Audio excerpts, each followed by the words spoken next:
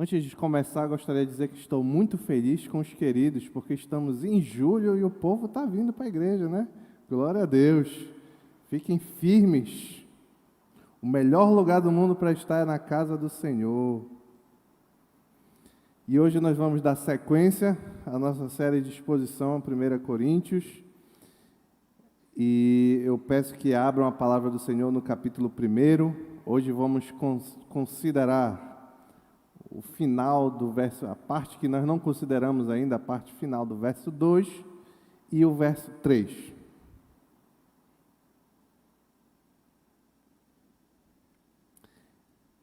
Queria começar a introdução fazendo uma pergunta. É possível viver definitivamente de forma distinta da nossa natureza? Vou perguntar de novo. É possível viver definitivamente de forma distinta à nossa natureza? Eu creio que não, e vou tentar ilustrar o porquê desta negativa. Filmes muito conhecidos, e aqui a gente vai falar da natureza do ser, né? Filmes muito conhecidos como Mowgli ou Tarzan, parecem ensinar que é possível até um tipo de adaptação extrema. Quando um menino é criado pelo macaco, ele se adapta a viver como os macacos. O Tarzan, o Mowgli é com os lobos. Mas quando nós vamos para a realidade, saímos dos filmes e etc., e contos, e vamos para a realidade, esse tipo de adaptação é muito mais complexa e prejudicial. Existem vários exemplos na internet quanto a isso, se você pesquisar você vai encontrar, e eu estou citando um dos casos mais recentes. Um dos casos mais recentes destes é de uma menina chamada Oksana Malaya, que nasceu em 1983, na Ucrânia. Os pais dessa moça, dessa menina, eram alcoólatras e não davam nenhuma atenção e cuidado a ela. E por causa disso, dos 3 anos de idade até os 8 anos de idade, essa menina encontrou abrigo entre os cães da família. Então, ela passou dos 3 aos 8 anos de idade, vivendo entre os cães no quintal. Lá na casa dela havia um grande barracão e ela vivia ali.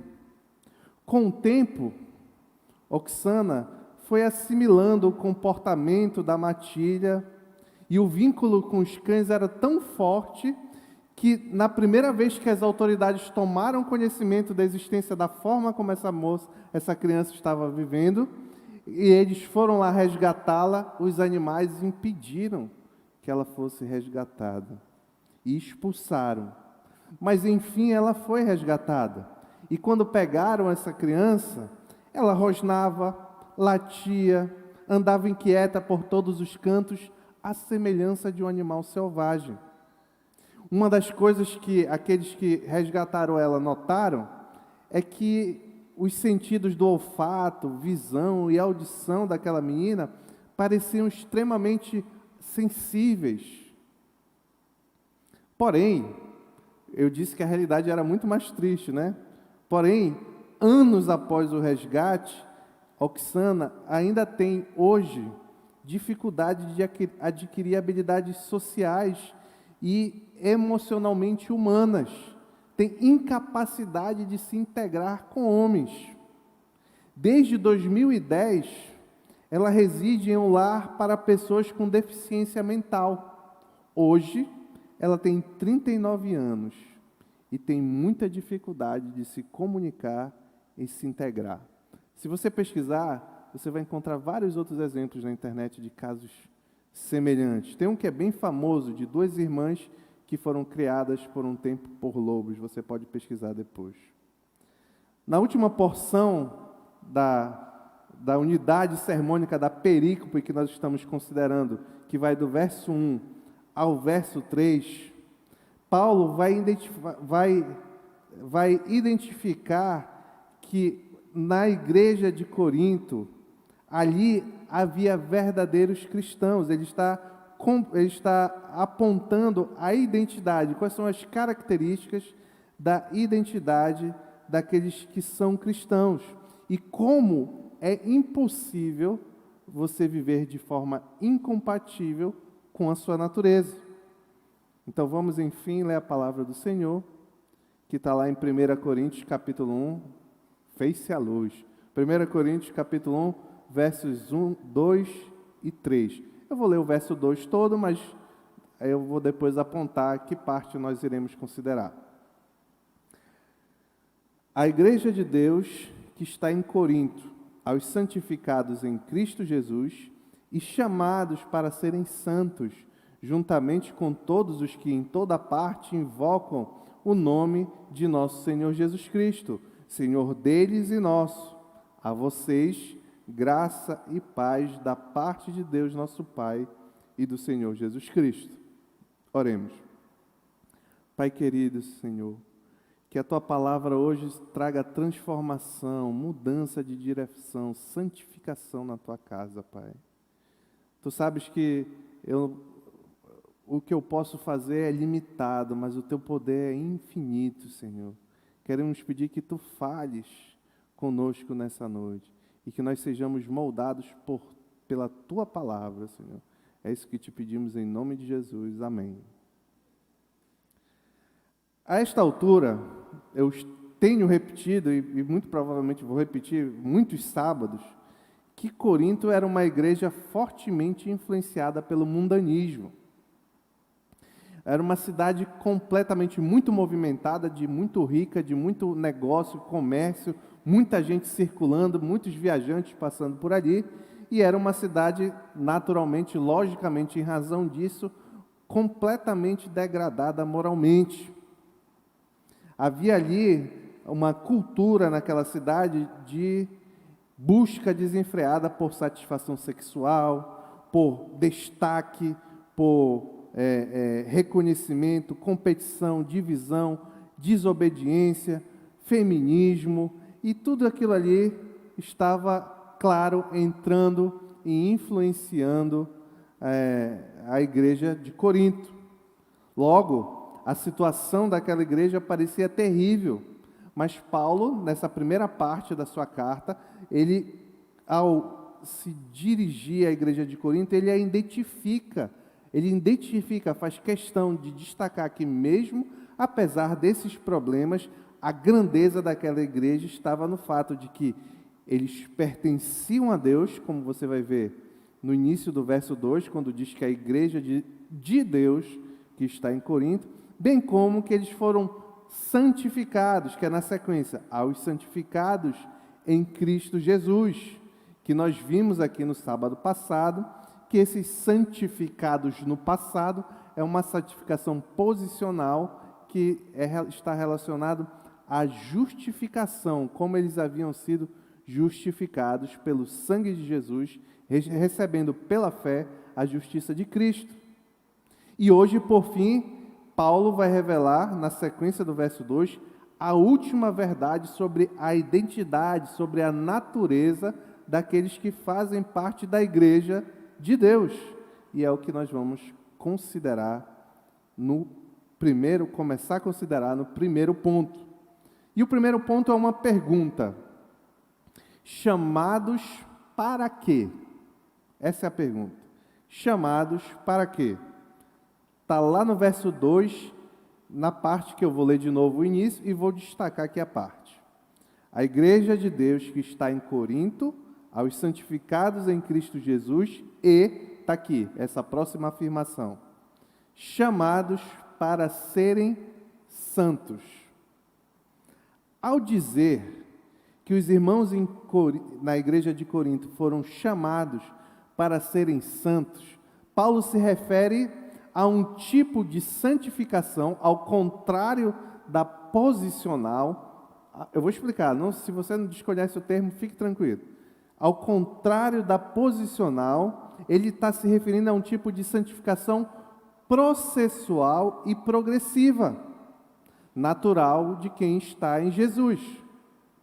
Genericamente, esta santidade progressiva denomina-se apenas de santificação. E o que é santificação? Podemos conceituar assim: segundo Wayne Grudem. Santificação é uma obra progressiva da parte de Deus e do homem que nos torna cada vez mais livres do pecado e semelhantes a Cristo em nossa vida presente. Vou repetir para ficar bem claro o que é santificação. Santificação é uma obra progressiva da parte de Deus e do homem que nos torna cada vez mais livres do pecado e semelhantes a Cristo em nossa vida presente. Aqui, note o seguinte: não há alternativa. A santificação faz parte, é isso que Paulo está falando aqui, santificação faz parte da identidade daqueles que fazem parte da igreja de Deus. É por isso que ele vai dizer que, além de serem da igreja de Deus, terem sido santificados em Cristo Jesus, eles foram chamados para, aí santificados no passado e agora está no futuro, eles foram chamados para serem santos. Note também que Paulo aqui, ele não está chamando, nessa passagem na carta, ele não está chamando a igreja para se tornar mais santa. Ele não está exortando a igreja a um caminho de santidade. Não é isso que Paulo está fazendo aqui. Ele vai fazer no resto da carta, mas aqui não é isso que Paulo está fazendo. Ele está deixando bem claro a natureza, a condição daquele que já faz parte da igreja. Então, em outras palavras, ele está dizendo: se você faz parte da igreja, então você pertence a Deus, você foi justificado por Cristo Jesus, mas também você deve se tornar mais santo. É a natureza, não é uma exortação à santidade.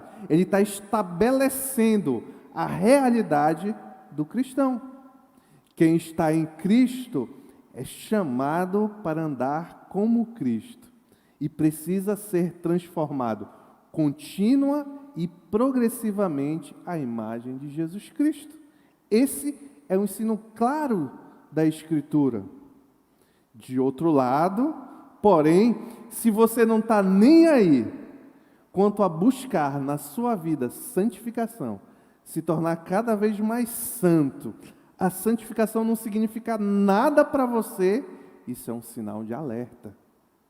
Porque você pode querer pertencer à igreja, você pode querer ter sido justificado, crer que foi justificado, mas a natureza do cristão não termina aí, porque além disso, ele também foi chamado para se tornar cada vez mais santo.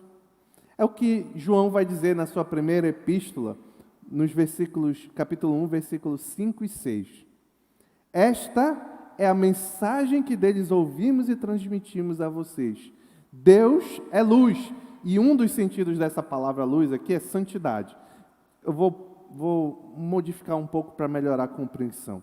Deus é santo, e nele não há pecado algum. O texto diz: Deus é luz e nele não há trevas. Mas o sentido, um dos sentidos, o principal sentido é: Deus é santo e nele não há pecado algum.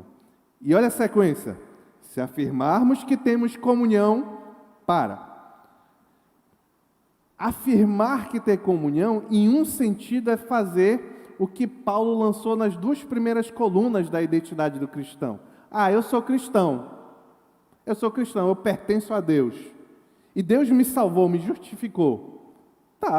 Até aí está tudo perfeito, mas não termina aí. Ele diz, voltando para João: se afirmarmos que temos comunhão com Deus, com Ele, mas andamos nas trevas, ou não andamos buscando santificação, mentimos e não praticamos a verdade.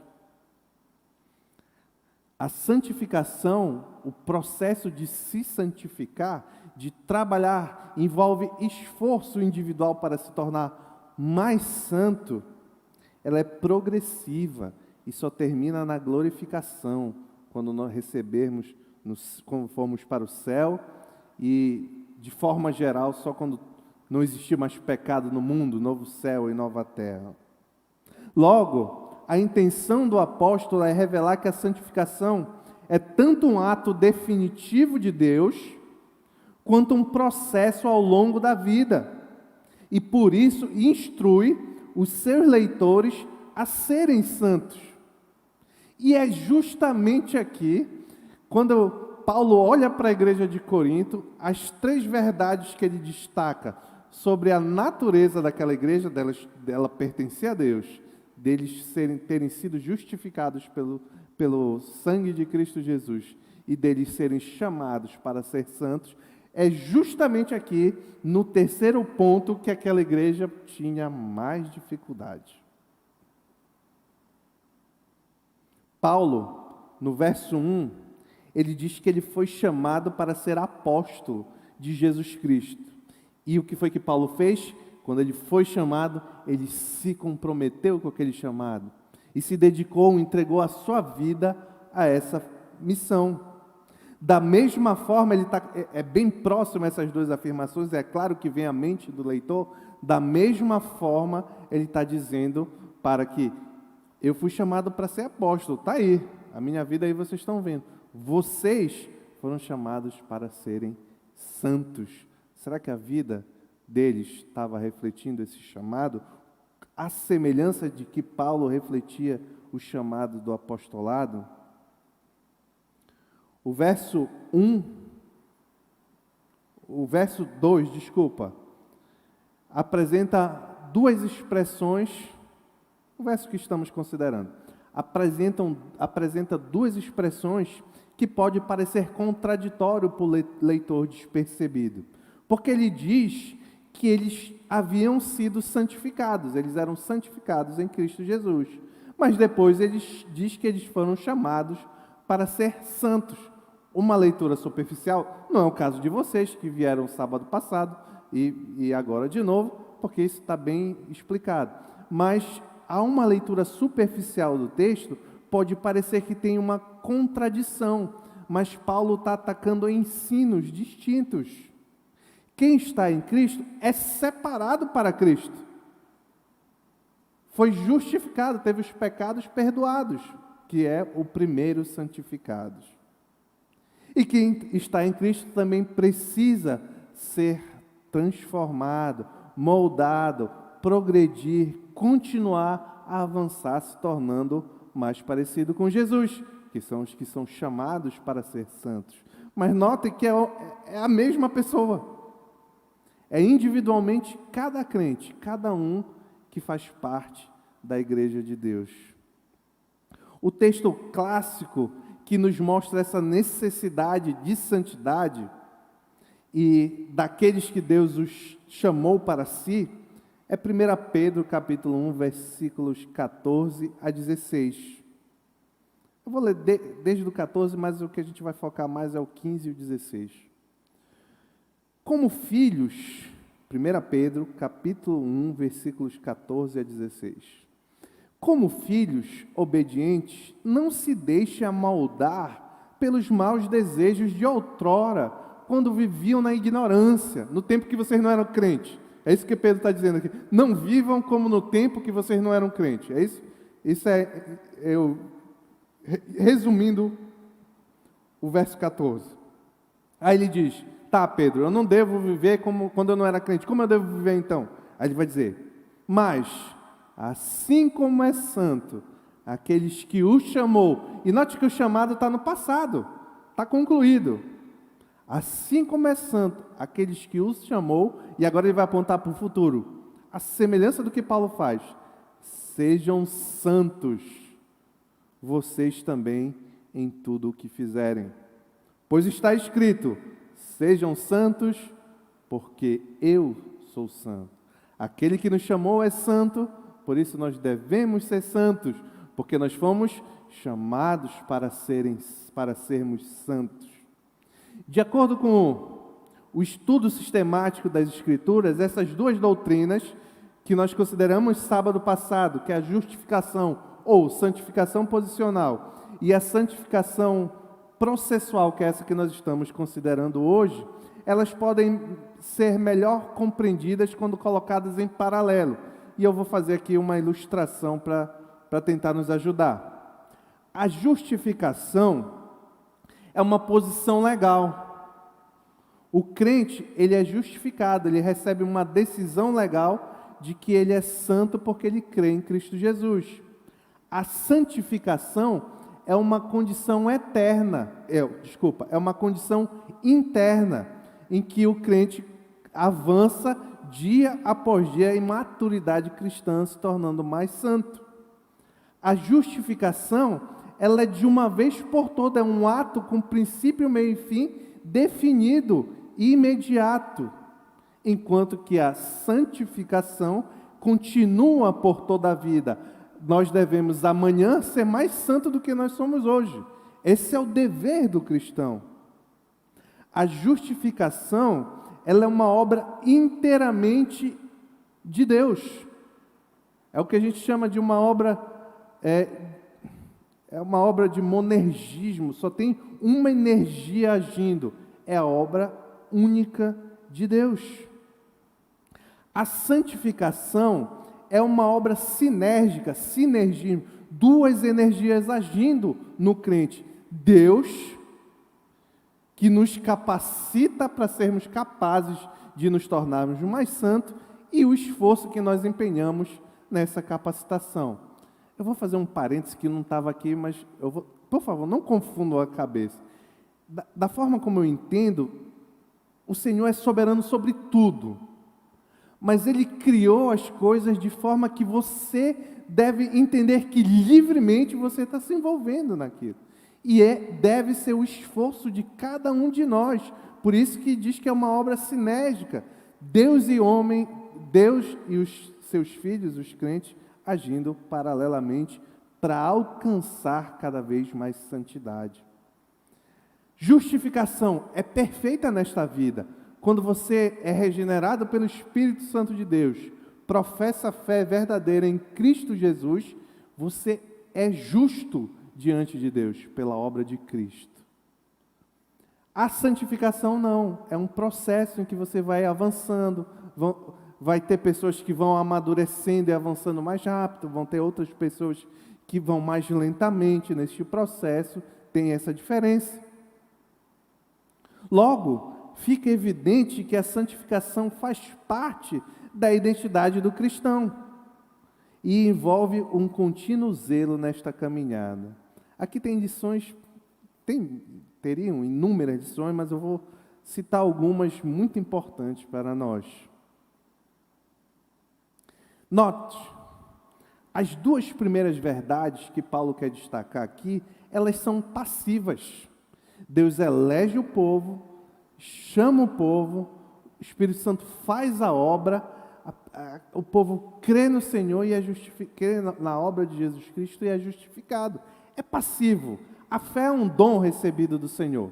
Não foi você que achou no seu íntimo fé, não. O Senhor transformou o seu coração, você é capaz de compreender, tirou como a moça orou, que a irmã orou ainda agora, tirou a venda dos seus olhos e você é capaz de enxergar a verdade, e você crê, e você é justificado, e seu coração é transformado. As duas primeiras são passivas, mas aí é que começa a santificação, ela envolve ação. Quando Paulo lá em Efésios vai dizer que nós recebemos o dom da fé, ele vai dizer que nós recebemos o dom da fé porque nós fomos separados para as boas obras, para nos tornarmos cada vez mais santos. E aqui é natural que tenham perguntas para mim e para você sobre isso. Como tem sido a sua caminhada como cristão? Você tem avançado? Note que essa pergunta parece genérica, mas é muito específica. Você tem avançado em ser mais parecido com Cristo? Ou seja, vou alargar aqui o prazo. Mês passado, você era mais ou menos santo do que você é hoje? Ano passado, você era mais ou menos santo do que você é hoje? Note um detalhe. A caminhada cristã, todos nós sabemos disso, ela é de altos e baixos. Você cai, você levanta. Você cai, você levanta. Mas esse cair e levantar, ele deve ter uma seta ascendente. É estranho e é um sinal de alerta quando passa anos na vida do crente e parece que ele está estacionado ali. Por quê? É o que o texto que nós consideramos hoje está dizendo. Porque nós fomos chamados e separados para sermos santos. Então a gente tem que avançar nessa direção. É obrigatório, não é opcional. Eu estava tendo um aconselhamento agora há pouco, e envolveu amadurecimento cristão e tal, e eu vou dar um testemunho pessoal, individual meu. Não é surpresa para ninguém que eu sou pecador, tá, gente? Eu sou pecador como todo mundo. Que o Senhor tenha misericórdia de mim. E eu tenho feito um propósito nos últimos meses para cá. Não que fosse um hábito, não era. Mas ainda assim acontecia por vezes, de tempos em tempos. Não era algo habitual. Mas eu tenho feito um propósito comigo mesmo e com o Senhor, claro, de não me exaltar em hipótese alguma. Não é me exaltar menos. Até porque eu não me exaltava tanto, era até um pouco difícil acontecer. Mas o propósito é não me exaltar nunca. Pode ser, cada um está com seus pecados. Pode ser um propósito mais difícil para um, menos difícil para outros. Mas é sobre isso que o chamado que Paulo está dizendo que deve ser a natureza do cristão. Eu quero chegar num ponto que eu não estou, senão eu não estava indo para lá, mas eu quero chegar num ponto que nada me tire do sério, que nada me faça elevar o tom de voz. Quem é o padrão? E aqui é para todo mundo. Quem é o padrão que nós temos que alcançar? É Jesus Cristo. Então você tem que estar caminhando. Não pode estar parado. Não pode, você não pode estacionar. Pensamentos, vou dar exemplo de coisas que, se você está parado nessa situação, avance, porque faz parte do que é ser cristão. Aqui, ou você compra o pacote completo, ou você não compra nada. Ou você pertence a Deus, foi justificado e avança em santificação, ou você não tem nada disso. Pensamentos de desprezo contra os outros, exemplos diversos.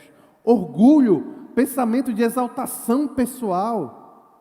Olhar impuro para homens, de homens para moças, de moças para homens. Consumo de pornografia. Uso da língua com mentira, fofoca, maledicência. Busca desenfreada por prazer. O que você faz com o seu ouvido? Escuta músicas que são, por assim dizer, existem muitas hoje em dia, músicas pornográficas. Se envolve e tem prazer em conversas imorais. Tem muito cristão de verdade que está nisso aqui. Mas o problema não é onde ele está. O problema é para onde está indo. Ele tem que estar indo, tem que estar saindo disso. Essa é a caminhada do cristão. Ignorância quanto a isso não é justificativa. O Espírito Santo convence o crente do pecado. Não sou eu que digo, está na Bíblia isso. Então eu vou repetir. O Espírito Santo de Deus que habita em todo cristão convence o Espírito Santo do pecado. Às vezes nós vamos cometer alguma falta ou algo duvidoso, imediatamente o Espírito Santo cutuca ali. Mas aquele que está afastado do Senhor, aquele que está vivendo muito o mundanismo, ele consegue ignorar esse convencimento. Mas eu vou dizer uma coisa para você: na dúvida sobre algo, não faça. Se você tiver dúvida se é certo ou errado, não faz.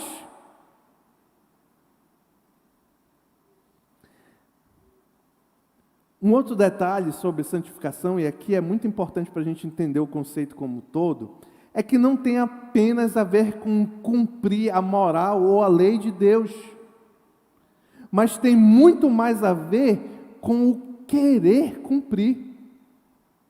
Eu quero ser santo. Eu amo meu Salvador. Eu quero ser como Ele. Aqui eu vou falar alguma coisa que tem mais a ver, eu acho, né? Perdoe mulheres se eu falar tudo isso. Que tem mais a ver com mulheres.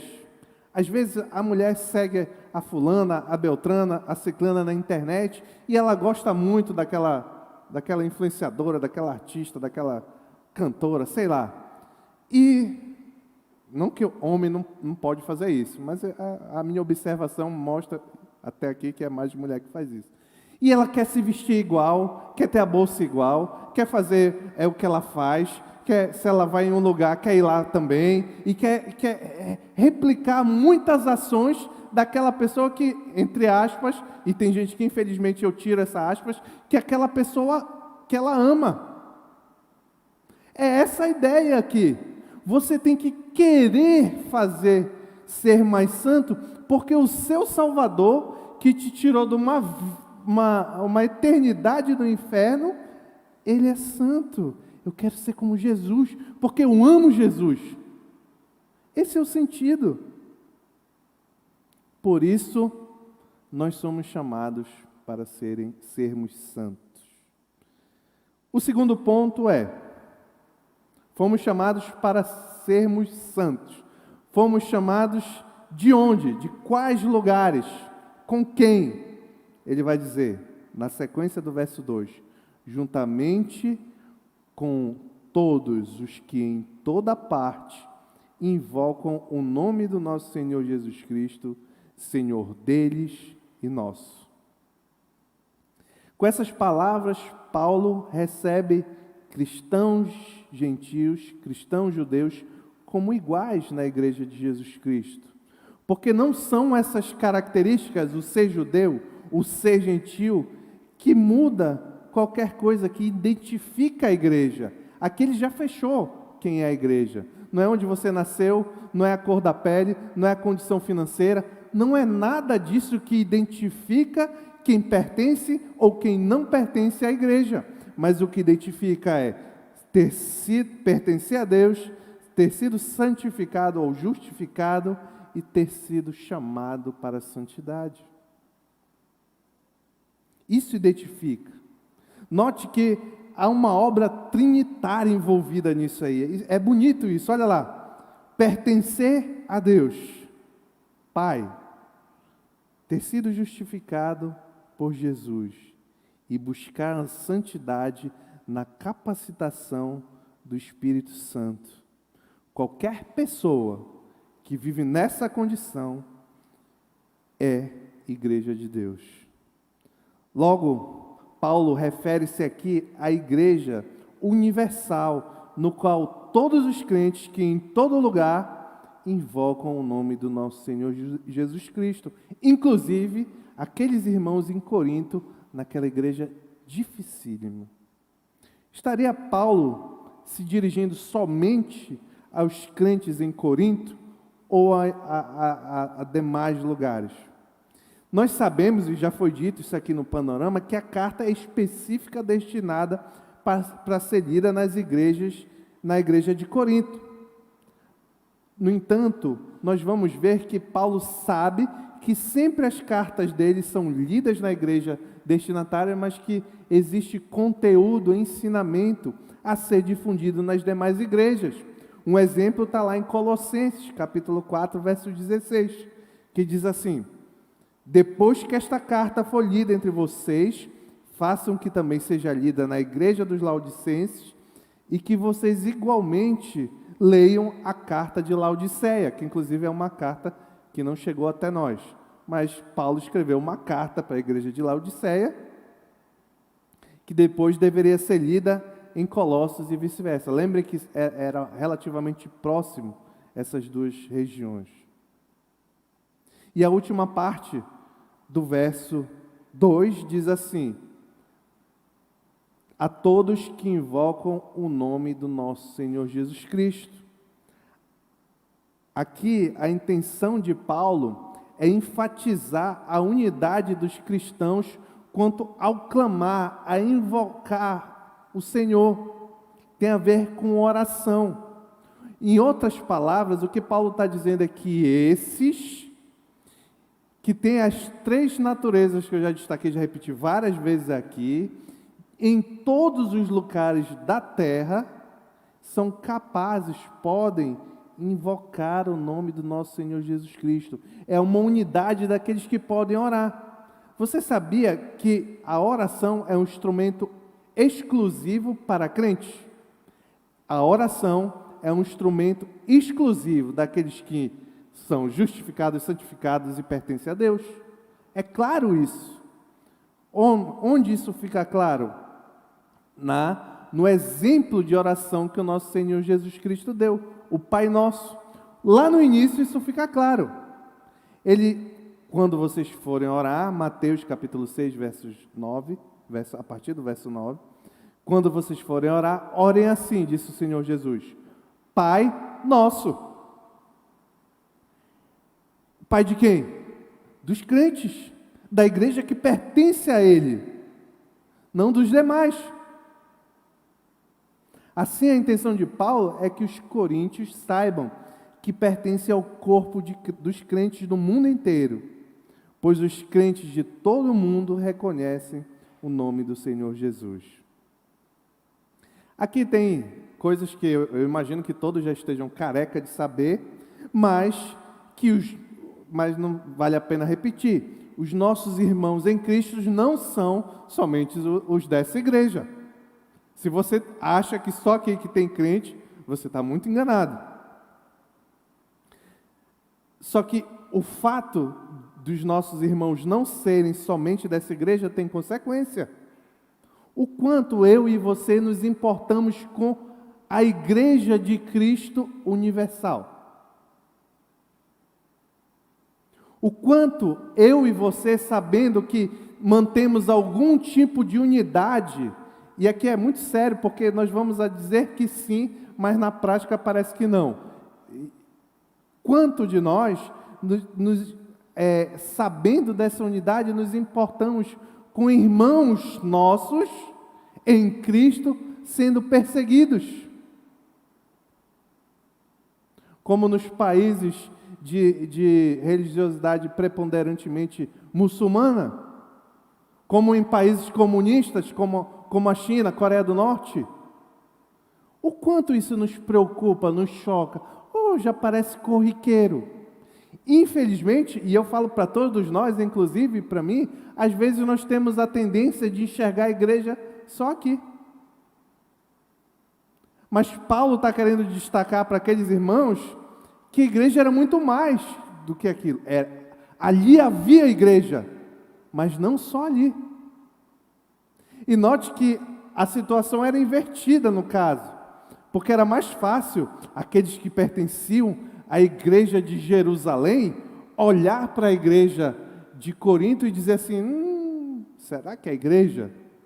Será que ali é a igreja? Olha o que acontece lá. Teve um irmão lá que se deitou com a mulher do pai. Não está com cara de que é a igreja.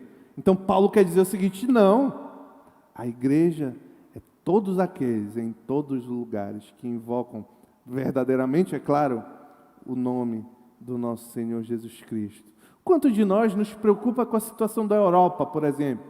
Para quem não sabe, a Europa vive o que nós chamamos de era pós-cristã, em que o cristianismo passou, foi o centro do cristianismo durante a maior parte da história da igreja, talvez, o norte da África e a Europa, e hoje o liberalismo entrou, não hoje, já entrou há um bom tempo, o liberalismo entrou, a escritura apenas contém verdade, não é a verdade, não é a palavra de Deus, e foi arrastada para o quê? Para a morte de muitas igrejas. Existe pontos de resistência hoje na Europa da verdadeira igreja de Cristo. Quantos de nós se importa com isso? Um outro ponto que esse texto deve nos destacar aqui, nos ensinar, é como é bom, não tem nada a ver, mas são aplicações diversas, tá? Como é bom encontrar um cristão quando você precisa. Como é bom e maravilhoso encontrar um cristão quando você precisa. Meus irmãos, eu vou dar um breve testemunho aqui. Hoje eu estou cheio dos testemunhos. Quando a pandemia estava no auge, assim, naquela época do lockdown, logo no início, eu tenho comorbidade e tal, então a gente ficou muito preocupado, nós ficamos em casa muito preocupados. E teve um senhor lá perto de onde a gente mora, que ele ele se tornou um iFood. Ele era o seguinte, o que você pedisse para ele, mandava WhatsApp, pedia para ele, qualquer coisa, ele ia, comprava e levava e entregava na sua casa. Depois, um tempo depois, os supermercados começaram a fazer isso. Mas por um período era só aquele homem. E eu me lembro dele. Era o irmão Moisés. Que maravilha. Que maravilha aquele homem. Vinha sempre com ânimo no rosto, sempre dizendo, paz do Senhor. É assembleano, com certeza. Sempre dizia, paz do Senhor. Aí eu, amém, meu irmão, glória a Deus. Era maravilhoso. Eu não conhecia ele, não sabia nada dele, mas eu sabia que eu estava diante de um crente. Isso deve nos tocar. É fácil reconhecer que você é um cristão? Faz parte da sua natureza, se você é cristão. Mas é fácil os outros reconhecerem isso? Eu vi o irmão Moisés, de cara, é crente. E nós?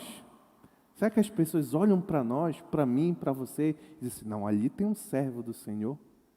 Eu não concordo, eu não gosto, mas aquele homem ali é diferente. Aquela moça ali, ela é muito diferente. Ela vai para Salinas, ele vai para Salinas, mas como o comportamento dele é diferente? Ou é o contrário? Vem 6 meses para a igreja, chega julho, pá! Aí é uma avacalhação geral, né? Cuidado. Cuidado. Você não deixa de ser o que é.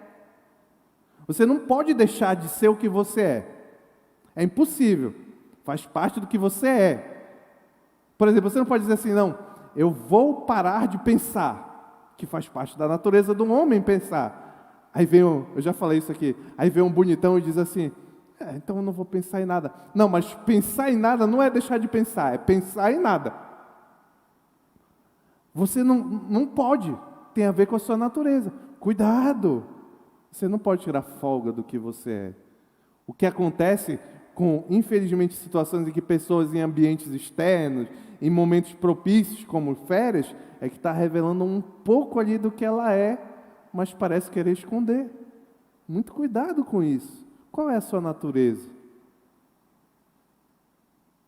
O último ponto, prometo que vai ser breve, eu acho, é chamados para receber o quê? Vou relembrar os pontos. O primeiro é chamados para quê?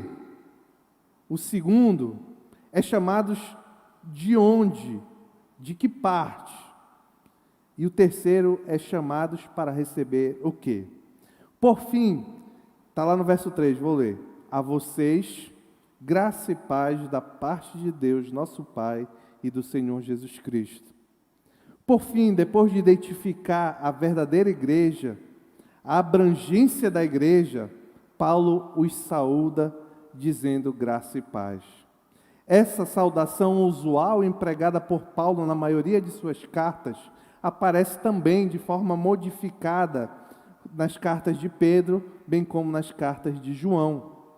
No mundo grego, no mundo helenístico, as pessoas saudavam-se umas às outras, normalmente, com a palavra grega kirem, que pode ser traduzida como saudações, está lá em Atos 15, versículo 23.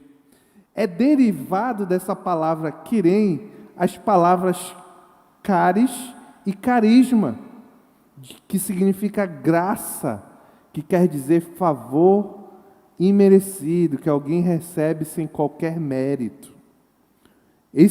Era a saudação comum no mundo grego. Já os judeus saudavam-se uns aos outros com o termo shalom, que significa paz, ausência de preocupação, indiferentemente das circunstâncias. Na literatura da igreja cristã, essas duas expressões, graça e paz, aparecem juntas. E isso possui um significado teológico. A graça, aqui se tiver algum irmão assembleano, me perdoe, mas eu vou ter que falar. A graça vem antes da paz sempre. Por quê? Porque a paz depende da graça. Nós só podemos ter paz mediante a graça que recebemos. Sem graça não há e não pode haver paz. Por isso que Paulo junta e diz, graça e paz. E de onde é que vem essa graça que traz a paz? Finaliza mostrando a fonte original, da parte de nosso Deus Pai e do nosso Senhor Jesus Cristo. As virtudes da graça e paz são dádivas de Deus aos seus filhos, e Ele concede esses benefícios como um Pai. Por essa razão, todos os crentes que são filhos de Deus, por meio de Jesus Cristo, recebem as bênçãos da graça e da paz. Por isso que quando você ouvir aqui no culto, diga amém. Amém quer dizer é verdade. Eu concordo. Porque não é algo sem significado. É a graça que vem de Deus e traz a paz para toda a sua igreja. Que maravilha é saber que, apesar das circunstâncias, Deus tem reservado aos seus filhos, à sua igreja, graça e paz. Não existe verdadeira paz longe de Deus. O Salmo 42 diz, por que você está assim tão triste, ó minha alma? Por que está assim tão perturbada dentro de mim? E eu acrescento, sem paz. Ponha a sua esperança em Deus, pois ainda o louvarei. Ele é o meu Salvador e o meu Deus. Você precisa dessa paz? Seu coração está conturbado? Está difícil as circunstâncias por alguma razão que independe de você? Confie no nosso Senhor Jesus Cristo. Seja um cristão verdadeiro. Creia no Evangelho, que Cristo morreu para salvar todo aquele que nele crê. E esse que crê verdadeiramente se arrepende dos seus pecados e vai andar em novidade de vida, em santidade, e se torna seu Salvador. Se isso é verdade na sua vida, graça e paz é reservada para você. Claramente, concluindo, os cristãos possuem uma natureza muito valorosa diante de Deus. Somos propriedade dele, comprado pelo sangue de Cristo. Mas isso mudou o que somos, mudou a nossa natureza. Existe uma forma de viver própria dos que possuem essa nova natureza, do que lá em João, capítulo 6, vai dizer, dos que nasceram de novo. Essa forma de viver é uma busca por santidade. Infelizmente, na igreja, tem muita gente que se diz ovelha, mas quer viver como lobo. Cuidado! A semelhança da Oxana, você pode viver por um tempo com os cães, e pode viver por um tempo como cães, mas se você é uma ovelha de Cristo, sua natureza um dia deve falar mais alto. Porém, se isso não ocorrer, talvez você não tenha, de fato, a natureza de ovelha. Que nós tenhamos um modo de viver moldado pela Santíssima Trindade, propriedade divina, justificados por Jesus, e avançando em santificação pela capacitação do Espírito Santo de Deus. Em nome de Jesus, amém.